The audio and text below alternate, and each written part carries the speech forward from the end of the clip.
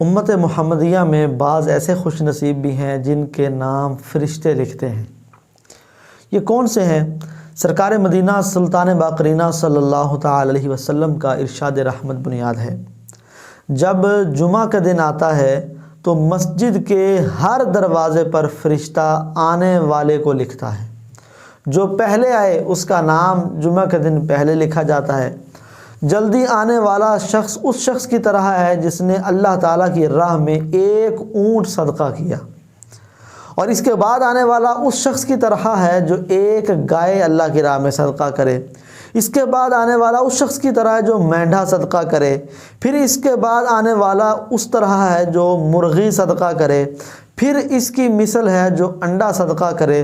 اور جب امام خطبہ دینے کے لیے بیٹھ جاتا ہے تو پھر اس صورت میں وہ فرشتے نام نہیں لکھتے، بلکہ وہ بھی خطبہ سننے کے لیے بیٹھ جاتے ہیں، تو وہ اعمال ناموں کو لپیٹ کر آ کر خطبہ سنتے ہیں۔ اس حدیث پاک کے تحت مفتی احمد یار خان نعیمی رحمۃ اللہ علیہ فرماتے ہیں کہ بعض علماء نے فرمایا کہ ملائکہ جمعہ کی طلوع فجر سے کھڑے ہوتے ہیں، اور بعض کے نزدیک آفتاب چمکنے سے کھڑے ہو جاتے ہیں، مگر حق یہ ہے کہ سورج ڈھلنے سے شروع ہوتے ہیں، کیونکہ اسی وقت سے جمعہ کا وقت شروع ہوتا ہے۔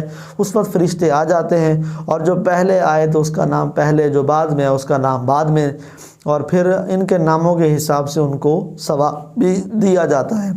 تو معلوم ہوا کہ فرشتے یہ آنے والے افراد کے نام بھی جانتے ہیں اور ان کے کام بھی جانتے ہیں۔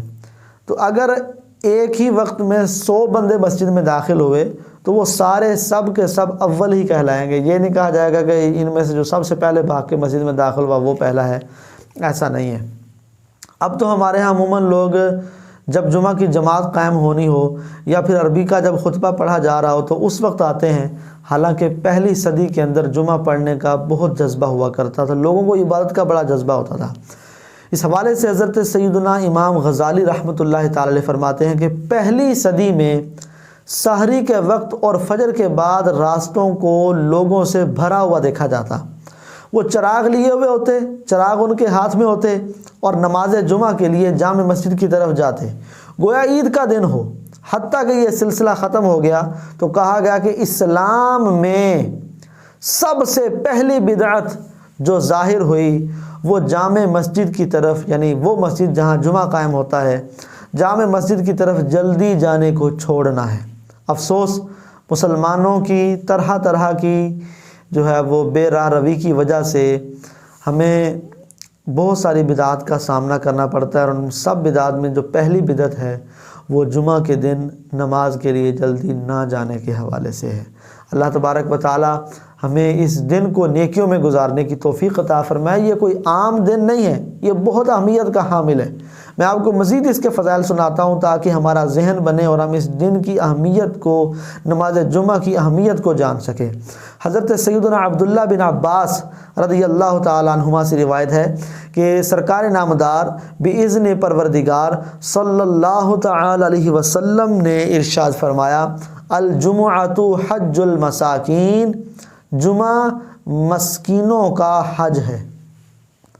اور پھر فرمایا وفی روایت، اور ایک اور روایت میں ہے حج الفقراء، کہ جمعہ یہ فقراء کا حج ہے۔ تو مسکینوں کا حج اور فقراء کا حج، غریبوں کا حج اس جمعہ کو قرار دیا گیا۔ اللہ کے پیارے نبی رسول ہاشمی صلی اللہ تعالی علیہ وسلم کا ایک اور فرمان ہم سنتے ہیں، فرمایا بلا شبہ تمہارے لیے ہر جمعہ کے دن ایک حج اور ایک عمرہ موجود ہے، ایک حج اور ایک عمرہ موجود ہے، لہٰذا جمعہ کی نماز کے لیے جلدی نکلنا یہ حج کے برابر ہے، حج ہے۔ اور جمعہ کی نماز کے بعد عصر کی نماز کے لیے انتظار کرنا یہ عمرہ ہے۔ تو اگر کوئی جمعہ کی نماز کے لیے جلدی نکلتا ہے، یعنی ذہبہ کبریٰ کا وقت شروع ہونے سے پہلے وہ آ جاتا ہے جمعہ پڑھنے کے لیے، ظہر کا وقت داخل ہوتا ہے، جمعہ پڑھتا ہے، پھر عصر کی نماز پڑھ کر وہ جاتا ہے، تو اسے ایک حج اور ایک عمرے کا ثواب ملے گا۔ تو حج و عمرہ کا یہ ثواب ہم حاصل کر سکتے ہیں۔ امام غزالی رحمۃ اللہ تعالی علیہ فرماتے ہیں کہ نماز عصر کے بعد مسجد ہی میں رہے، اور اگر نماز مغرب تک ٹھہرے تو یہ افضل ہے کہ مغرب تک یہ ٹھہرا رہے، کہ جس نے جامع مسجد میں یعنی جمعہ ادا کرنے کے بعد وہیں رک کر نماز عصر پڑھی اس کے لیے حج کا ثواب، اور جس نے وہیں رک کر مغرب پڑھی اس کے لیے حج اور عمرے کا ثواب موجود ہے۔ تو جہاں جمعہ پڑھا جائے اس جگہ کو، اس مسجد کو جامع مسجد کہا جاتا ہے۔ تو اس دن میں ہمیں کوشش کرنی چاہیے کہ زیادہ سے زیادہ اللہ کی بارگاہ میں، اللہ کے گھر میں حاضری دیں اور زیادہ سے زیادہ وقت وہاں گزاریں۔